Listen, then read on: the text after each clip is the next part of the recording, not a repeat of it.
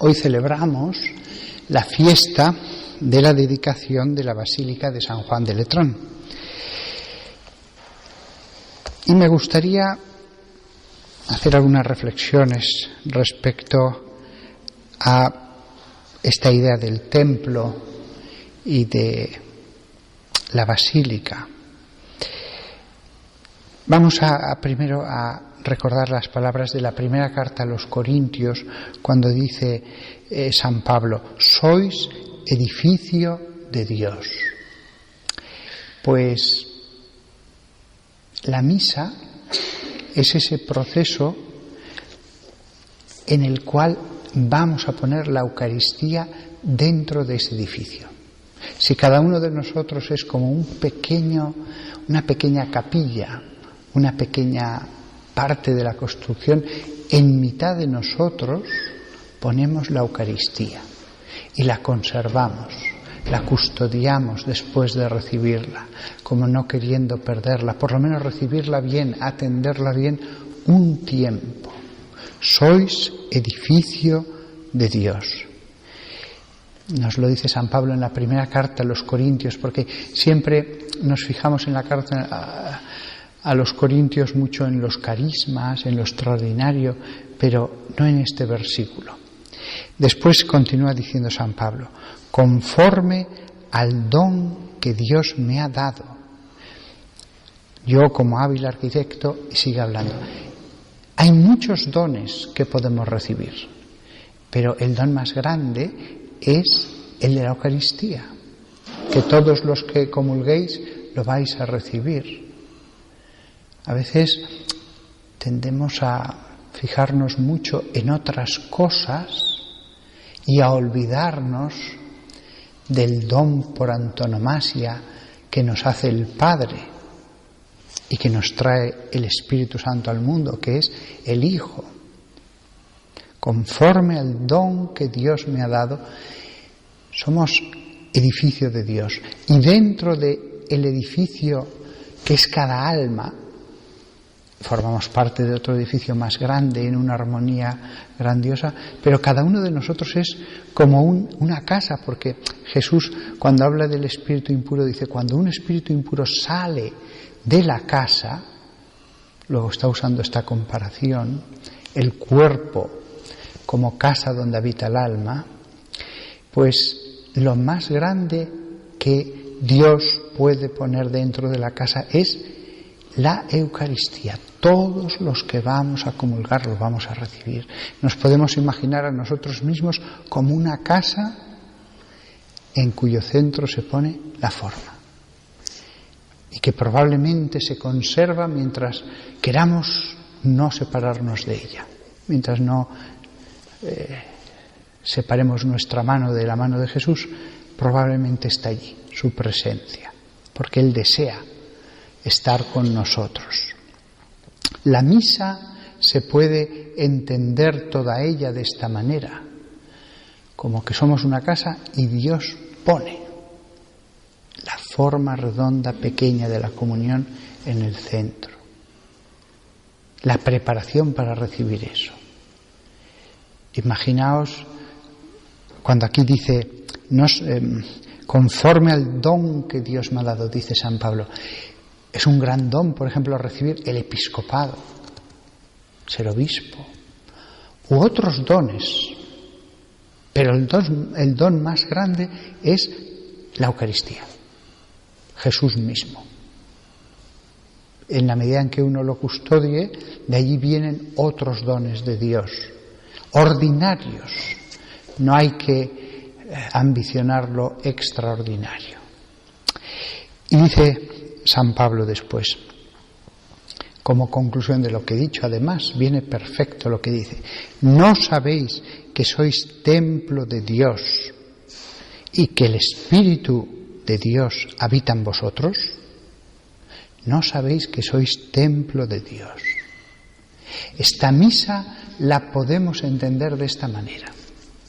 La entera misa como una traslación de la Eucaristía de los cielos, porque está a la derecha de Dios Padre, al altar. Y del altar al centro de la casa que es cada persona. La misa es también esa traslación que confluye al final en que vamos a estar con la puerta cerrada con Él, sin despistarnos, custodiando el don recibido, con desnudez, sin cosas que distraigan dentro. ¿No sabéis que sois templo de Dios y que el Espíritu de Dios habita en vosotros? Cuando dice, ¿no sabéis que sois templo de Dios? Siempre que dice Dios, San Pablo en sus cartas se está refiriendo a Dios Padre. Ya tuvimos otro sermón en que explicábamos por qué a la segunda persona San Pablo le llama Hijo, aunque sea Dios, e igual a Dios. Templo de Dios, del Dios que llena todos los cielos, del Dios que abarca de un confín al otro del horizonte. Somos templo de Él. Y que el Espíritu de Dios habita en vosotros. Viene el Espíritu de Dios, el hálito de Dios. Tenemos a Dios y a su hálito. Y aunque aquí no lo diga en este versículo, en medio de esas dos cosas, del Dios que está en los cielos, Padre nuestro que estás en los cielos, y del Espíritu Santo que ha bajado, se coloca la Eucaristía en nuestra casa, que es nuestro cuerpo. Este es un modo de entender la misa como preparación para el momento de la comunión. De ahí que los 10 minutos después de la misa, pues de acción de gracias, son tan importantes, porque todo ha sido preámbulo para esa comunión, comunio, esa participación, ese encuentro. Todo ha sido preparación. Y la otra lectura que la Iglesia ponía en esta festividad era de Ezequiel, la primera. En aquellos días el ángel me hizo volver a la entrada del templo. Del zaguán del templo manaba agua hacia levante. Después dice más adelante, el agua iba bajando por el lado derecho del templo al mediodía del altar. Fijaos, del zaguán del templo. Es decir, aquí dice zaguán porque el templo de Salomón, y cuando se hizo ya por fin el de Herodes, esto se respetó porque estaba en la Biblia, antes de la primera cámara, había inmediatamente después de las 2 columnas de bronce un zaguán, pequeñito, no era excesivamente grande, es decir, una preparación para entrar ya al lugar santo. Después venía el lugar santo de los santos. Pero había un zaguán, es decir, la puerta. El zaguán es el umbral que está justo en la puerta. ¿Símbolo de qué? De María.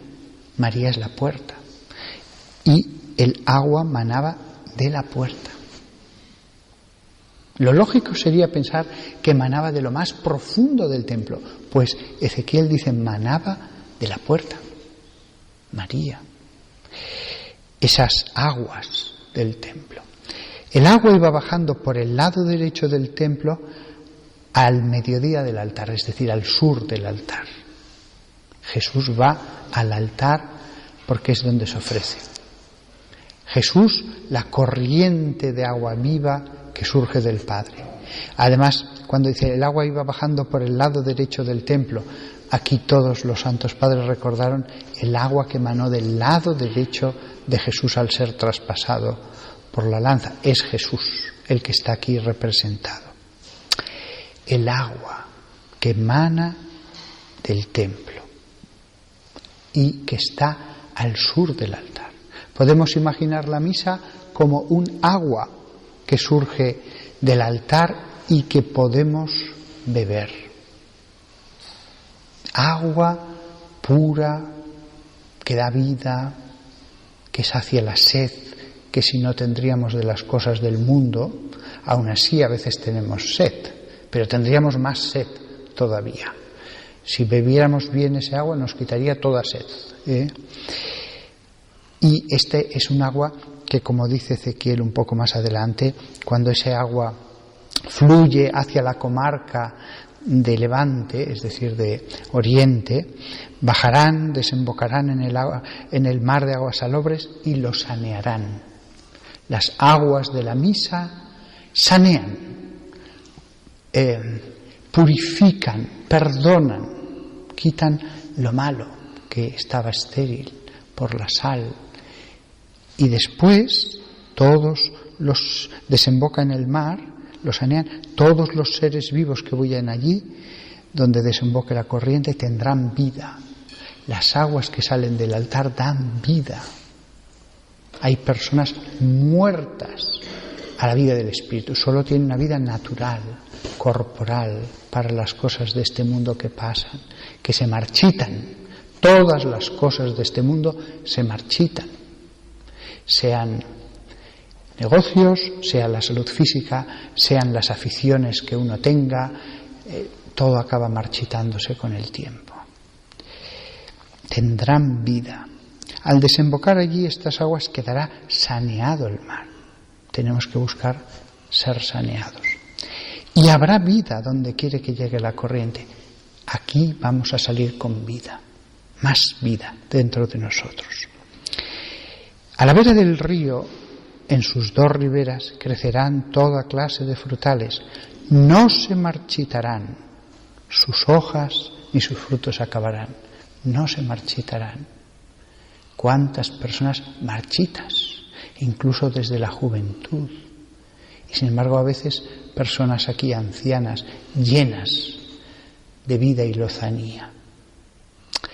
Y el último versículo para acabar. Darán cosecha nueva cada luna, porque los riegan aguas que emanan del santuario. Aunque no lo veamos con los ojos del cuerpo, del altar mana un agua viva, no meramente material. Es Jesús que en su espíritu llega a todos nosotros, incluso antes de la comunión. Porque no lo olvidemos, la segunda persona también es espíritu por esencia. Dios no ha dejado de ser espíritu, la segunda persona no ha dejado de ser espíritu al encarnarse. Sigue llenando todo. Y en ese sentido, aunque tanto insistimos en la presencia física de Jesús sobre el altar, el espíritu de la segunda persona también fluye hacia todos nosotros en espíritu.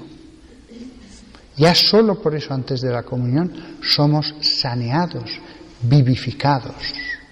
Se evita que nos marchitemos, nos llenamos de vida.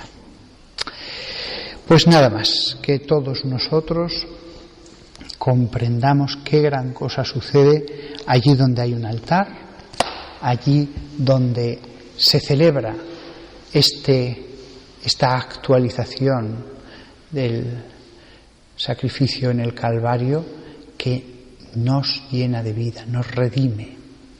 Un modo sacramental de que venga a nosotros la redención, la sangre que nos ha perdonado todo, que apaga toda sed, que apaga toda sed.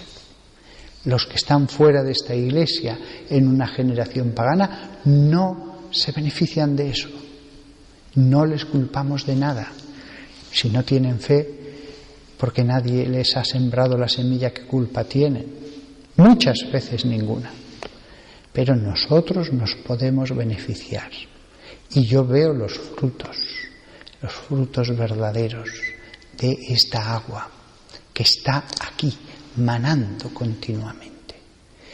Esta realidad que he dicho es tan bella que incluso en la Basílica del Vaticano alguien puso al lado derecho una fuente preciosa, está fuera del templo, pero no en la plaza, está al lado derecho de la basílica, y están inscritas estas palabras que hemos leído, para que el edificio recuerde esta verdad: las aguas que fluyen del costado de Cristo.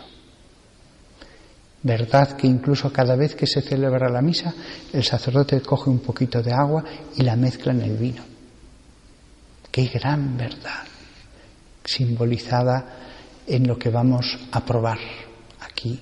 Ya antes de la comunión, vuelvo a recordar, porque una cosa es el agua que fluye del altar y otra cosa es la sangre. El agua, en este caso, como símbolo del Espíritu de la segunda persona, que fluye ya incluso a partir de este sermón y antes. Y otra cosa ya es la sangre que penetra en nosotros a través de la Eucaristía. Cada una como si tuviera su propia efectividad. Que la Virgen María, puerta, zaguán del que parte esta corriente, nos lleve el agua en la cuenca de sus manos y la derrame en nuestros corazones.